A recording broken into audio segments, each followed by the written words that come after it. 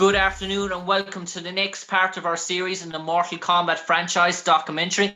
I'm delighted this evening to be joined by the one and only Daniel Lujan, who played the role of Nightwolf in Mortal Kombat 11, voiced the character Nightwolf. Nightwolf has appeared in Mortal Kombat since its foundation, since the beginning of its computer games. He was in the original Mortal Kombat movies as well. So Nightwolf is a character that has been a pioneer of the Mortal Kombat sort of series. And I suppose, Daniel, first of all, starting back for you, I know it's going back a long time, but back to the early sort of 90s and growing up, I suppose, as a teen or an early adolescent, or what was your sort of knowledge of Mortal Kombat, the computer sort of game or franchise, or were you aware of it as a young boy, and did you see the first Mortal Kombat movie in 1995? Absolutely. Yeah, that's a funny thing. I was the kid that you could not get out of an arcade. You Okay. know, I would walk around from machine after machine after machine. I mean, it's funny to say, we probably all did it, going around searching for quarters in the change slot, hoping you'd find one. Every once in a while you'd find the lottery, and there you go, you're good for another little while of playing video games. And so I was a video game knucklehead kid. Any game that came on, to this day, my favorite game ever, even with new graphics and everything, nothing does it for me like Donkey Kong. I don't know why. It's just, but so obviously when game consoles became a thing in the 80s and then the 90s, I had friends and neighbors who had the Atari system. I never had an Atari. My older brother had this logic in his head. At one point, my mom decided, I'm going to get you all a video game console for Christmas. Which one do you want? My brother, being the oldest of all the boys in the family, decided, Mom, we want an Odyssey 2. You ever heard of an Odyssey 2? You remember an Odyssey 2? Yeah, exactly. Because we got an Odyssey 2, and then within, I think, 6 months of us getting an Odyssey 2, they went out of business. My brother's logic was, well, hey, everybody has an Atari. We'll be the only ones with an Odyssey 2. Never thinking, well, part of the thing of having a game console is sharing games with friends who also have a game console, and then you can play other games. I know I'm veering off into the whole thing, but that goes to show how much of I was really into video games. I mean, the only one we had on the Odyssey 2 was something called Pickaxe Pete and football. But yeah, when game consoles became a thing, and then of course the launch of Mortal Kombat itself. I mean, we had, up until that point, I think it was like karate and kung fu, where you only had so many moves and everything was like 8-bit and digitized. Yeah. Then comes Mortal Kombat and just changes the face of fighting video games. So of course, to this day, I have my best friend and we've been best friends since we were 10. Yeah. Randomly, out of nowhere, he will just say, Toasty! It's just this thing, right? That Mortal Kombat just ingrained in our youth, that it became a thing. I played football in high school and stuff, and that, you would hit somebody so hard that you hear somebody on the sideline yell, Toasty!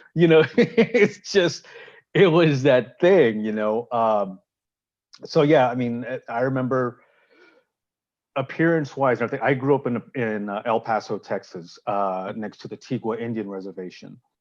And so, a lot of my Native American brothers, to see a Native American character come out on video games, for representation to be something that the youth could talk about and be like, wow, here's this Native American character that goes in there and just takes no prisoners, in any of all the Street Fighter type games and everything. So I always was drawn to the Native American fighting characters in video games. So obviously, going from when Nightwolf became a thing when Nightwolf was born in 1995. To I played Nightwolf. Nightwolf was my character. Nightwolf was my chosen character. And fast forward all these years later, it's surreal. It is surreal when I landed this great opportunity, this amazing job.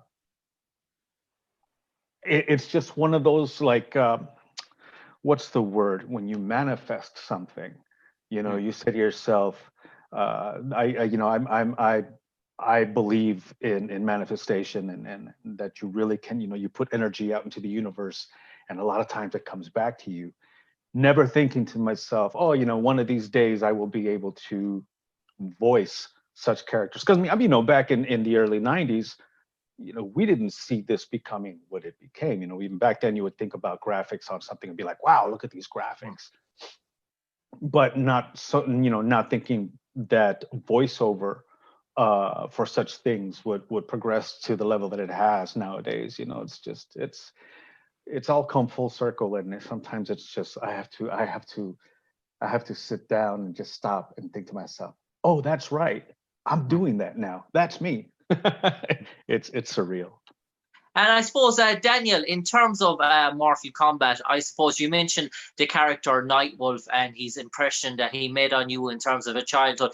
And sometimes video games adaptations, sometimes they try and, if they're usually popular all over the world, they try and put them on the movie screen and release sort of films. And sometimes it doesn't sort of work out.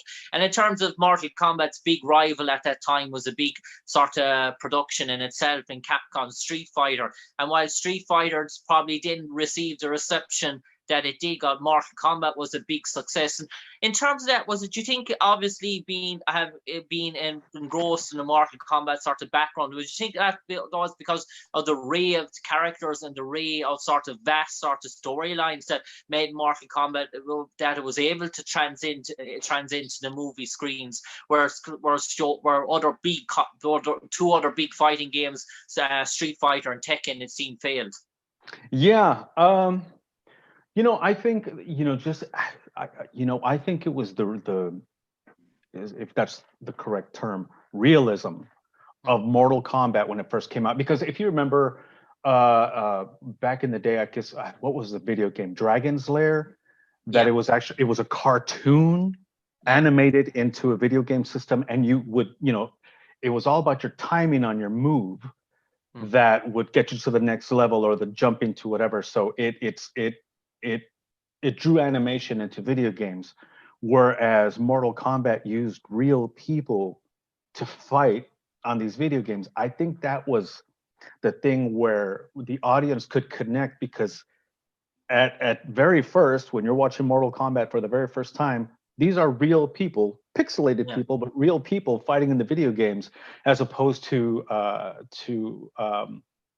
animated or created characters. I would think that has a little bit to do with it, because it's like watching a soap opera.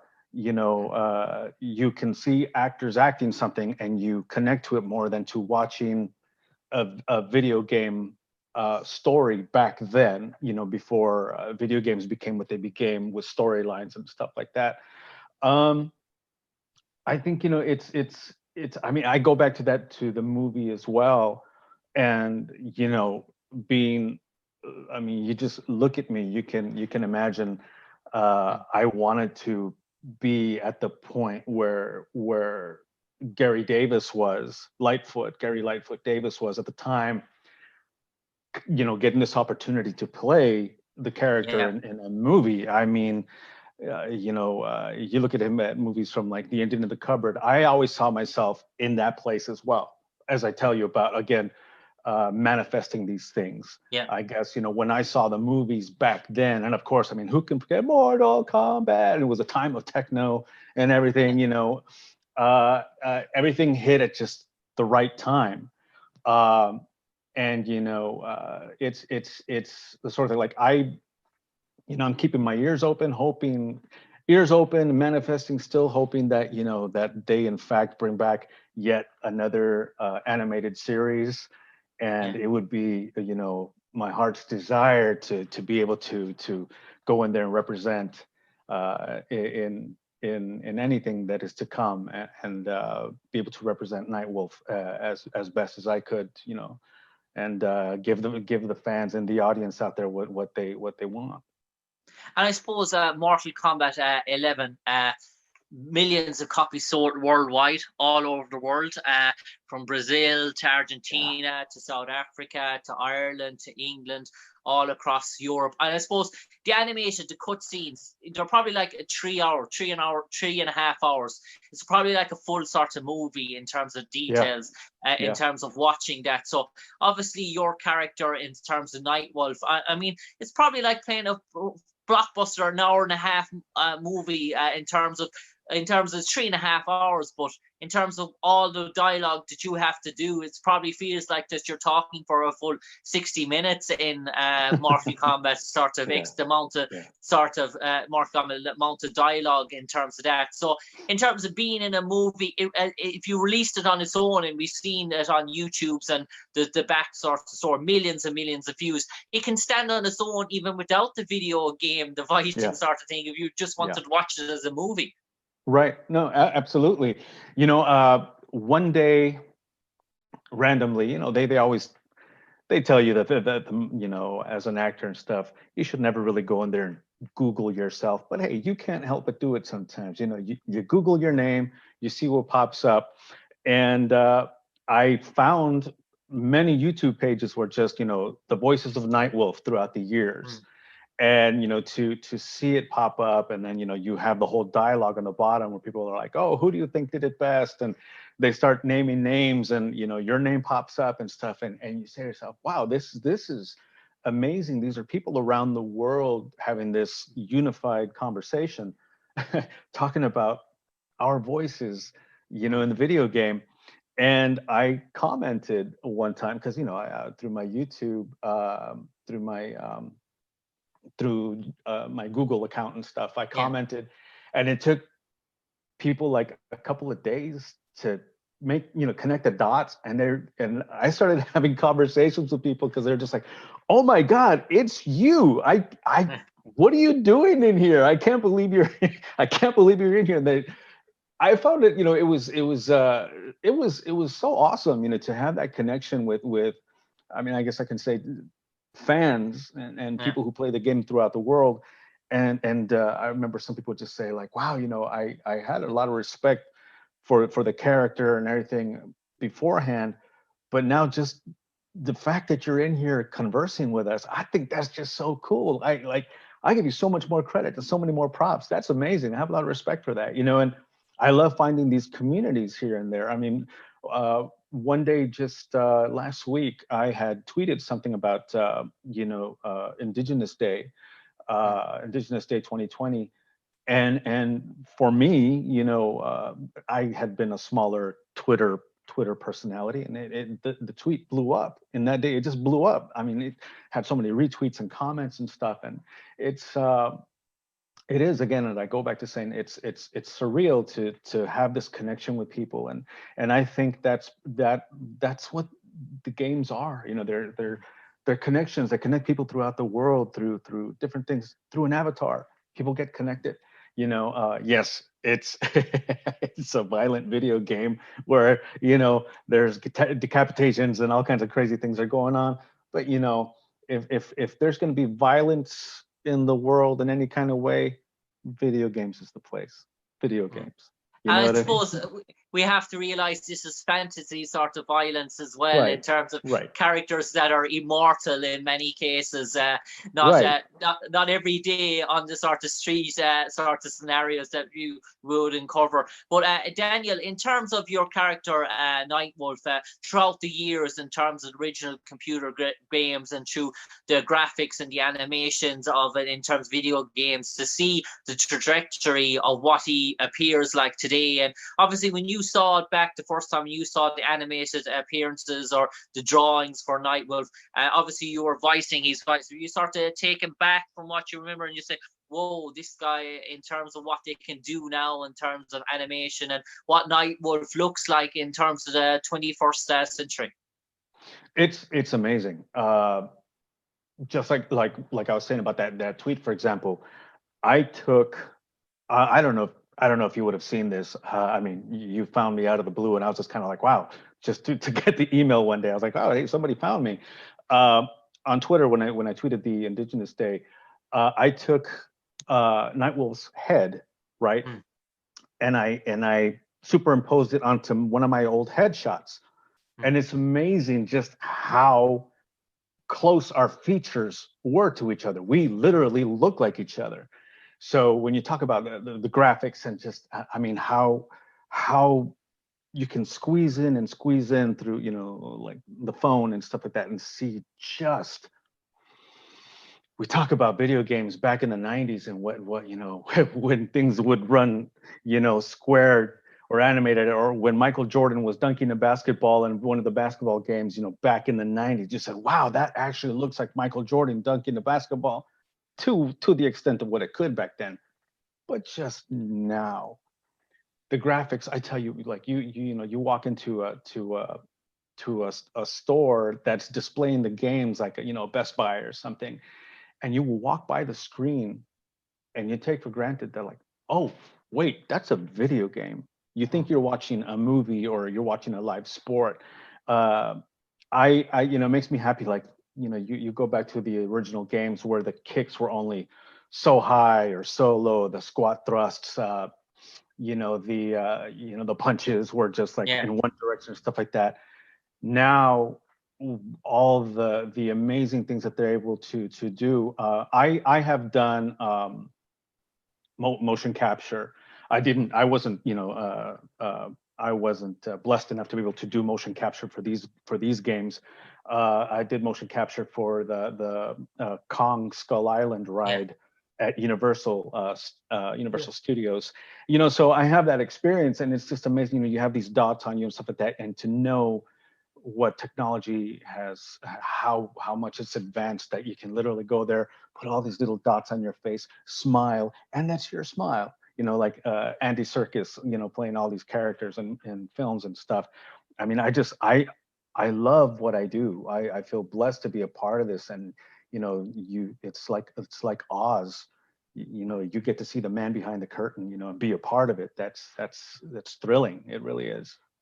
And I suppose, Daniel, in terms of the new Mortal Kombat movie that's out in 2021 January, word is that it's going to be, in terms of, it's going to be more, not really as comped as the original sort of movies, but it's going to be more sort of R-rated, more down the lines of the Batman sort of The Dark Knight, in terms of what it can do. And in terms of, there was a quote by the actor Louis Tang, who's playing one of the roles in the movie, and he said he was just taken back by the sheer sort of nature of it, like, you know, from what he thought it was. So in terms of Mortal Kombat moving towards the 21st century, Mortal Kombat X, the TV series Conquest, they sort of move towards an adult themes. In terms of more realism, I suppose Mortal Kombat, this movie, there's great anticipation. It's probably been 20 years since the last sort of movie, and in terms of what we're seeing now with the growing trend of the Joker and the Dark Knight, and that's down that sort of lines, it's very much people are more encrypted and more acceptable of these type of movies, and that's really going to really feed into that sort of Mortal Kombat sort of fan base as well, because that's what it's just piping for, you imagine, to be able to push the boundaries, what obviously with his vast array of backstories, but maybe was restrained in the past decades from what he could do as well. Yeah, I mean, you mentioned Joker. That's exactly what I was thinking, because, like, you know, you hope for such things.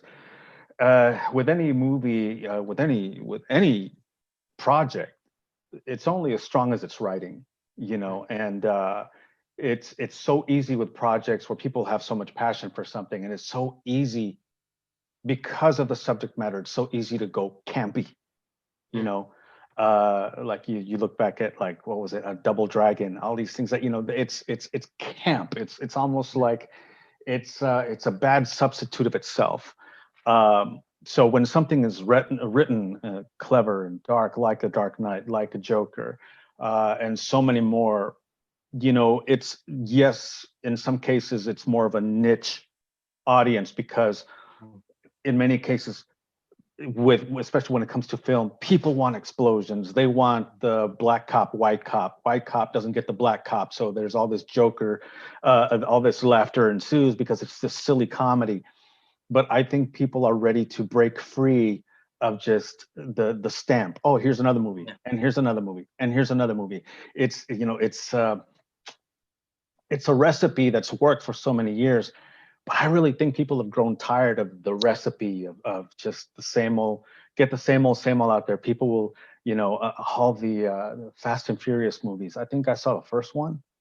One, that's all I need. You know what I mean? That's all I need. I'm like, I get it. Cars, explosions, fast.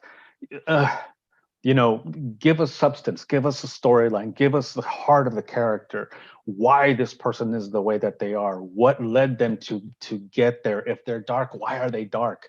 Maybe they weren't, you know, they weren't always this way. And that is what I love about, you know, Nightwolf's transition, the backstory to what he's become and what he is and what he stands for a lot of people. You know, you know, a lot of nowadays, you know, you find I try and speak for those who can't speak for themselves. You know, I have a somewhat decent Twitter following, but you know, in that I try to speak for those who can't speak for themselves, or those who are looked at as other than, because they were born of a certain race. They, you know, they've had hardships throughout life, or you know, they were not allowed to speak for themselves. And you know, Nightwolf is one of those characters that comes, and he is of the earth. He respects traditions. He, you know, he chooses the right path, and the connection to the animals and the earth. I mean, it's a beautiful thing. You know what I mean? And it's just those are the sort of things that I, you know, that resonate in my life. You know, and I try to stay as true to that as I can. So being able to be a part of MK11 and a part of this legacy as Nightwolf, I don't know what else I can say about that. And yeah, that sort of brings me on. You don't know what more you can say, but in terms of, you probably have to answer one more final question, Daniel. So if someone put the character Nightwolf in the dictionary and they left 2 blank sentences underneath, and they came along to Daniel Lujan and they said, Daniel, what would you like those 2 sentences to read in terms of Nightwolf? Obviously, I haven't advised him. What would they be? Wow. Daniel Lujan represented Nightwolf with the truest spirit and nature of what Nightwolf embodies. Daniel Lujan fit Nightwolf perfectly. I mean, we can only try, right? Yeah. On that note, Daniel Lujan, an absolute pleasure talking to you this evening, reminiscing about your roles, and obviously you're still very much currently involved in the project, so Mortal Kombat going forward. So it's not sort of reminiscing, it's sort of now at present we're speaking about it, and obviously it's going to keep rolling on, hopefully for you as well. And hopefully there's a cameo role in this sort of new movie as well coming out in 2021. Obviously the producers, if they're looking for a thumbs up for Daniel Lujan, I suppose it's very much a thumbs up if for a guest appearance spot on that. Daniel, an absolute pleasure talking to you this evening, reliving and looking forward to your further memories of, I'm sure, to be created about Nightwolf. And thanks for sharing your stories and your thoughts about the Nightwolf character, and we wish you in these troublesome times all the best in your future endeavors. Thank you, my brother. I appreciate you. Thank you. Fight.